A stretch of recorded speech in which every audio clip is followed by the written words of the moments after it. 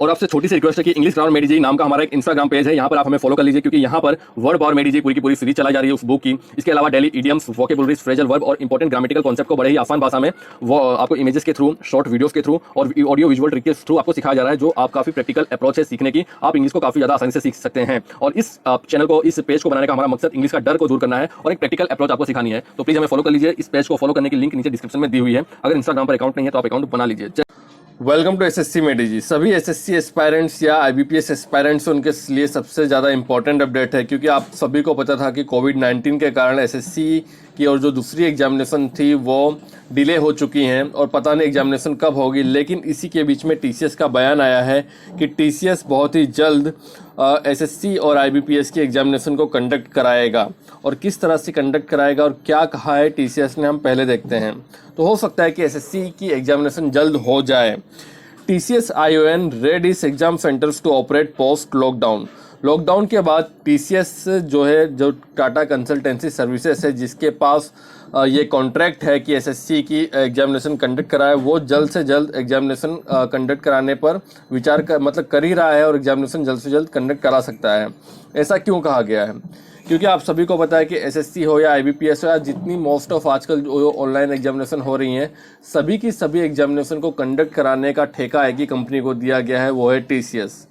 अब टीसीएस ने यहाँ पर कहा है, देखो 27 मई की ये अपडेट है। यहाँ पर टीसीएस आईओएन और strategic unit of Tata consultancy services TCS has announced a new standard operating procedure called social distance assessment (SD assessment) to help it conduct secure, proctored in-center assessments for recruitment and academic admissions in the post-lockdown phase, without compromising on the safety of the candidates and proctoring staff amid the COVID-19 pandemic। मतलब जितनी भी जो TCS है उसने एक नया system, मतलब एक तरह से उन्होंने डेवलप किया है, एक नई प्रोसीजर सेट की है, जिसका नाम उन्होंने दिया है social distance assessment (SD assessment). इसके अकॉर्डिंग वो ये डिसाइड करेंगे कि किस तरह से सोशल डिस्टेंसिंग का पालन करते हुए सारी की सारी एग्जामिनेशन को कंडक्ट कराया जा सके।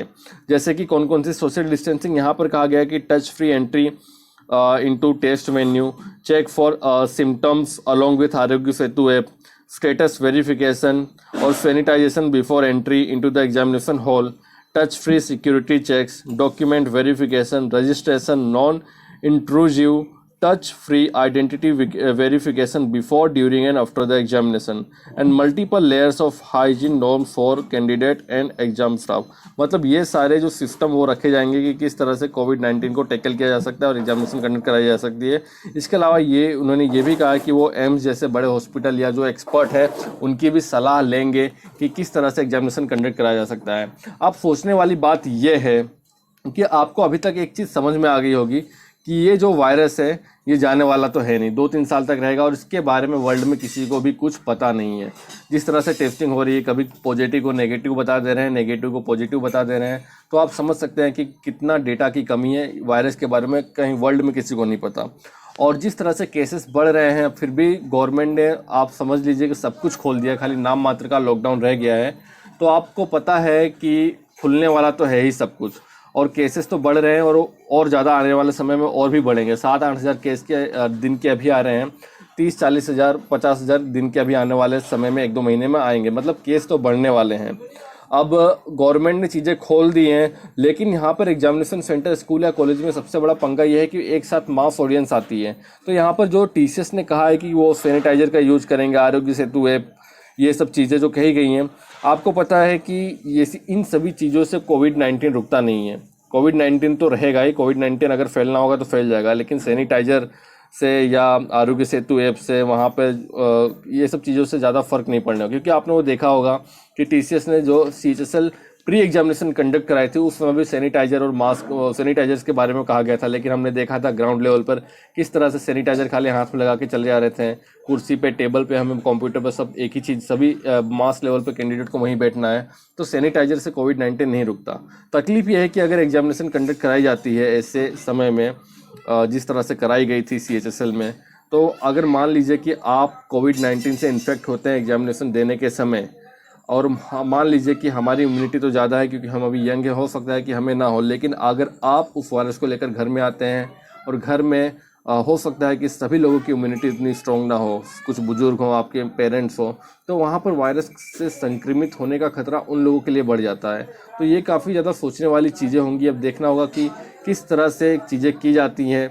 अगर जैसे कि सीबीएसई भी एग्जामिनेशन कंडक्ट करने जा रही है, लेकिन सीबीएसई ने 15,000 जो ऑफलाइन सेंटर बुक किए हैं और एक एक क्लासरूम में 10 से 15 स्टूडेंट्स को ही रखा जाएगा। तो सीबीएसई के लिए वहाँ वहाँ पे सेफ्टी स्टैंडर्ड रखे जा रहे हैं। स्टेट गवर्नमेंट बस प्रोवाइड कराएगी, बहुत सारी फैसिलिटी रखी जा रही है बच्चों के लिए 10th और 12th में।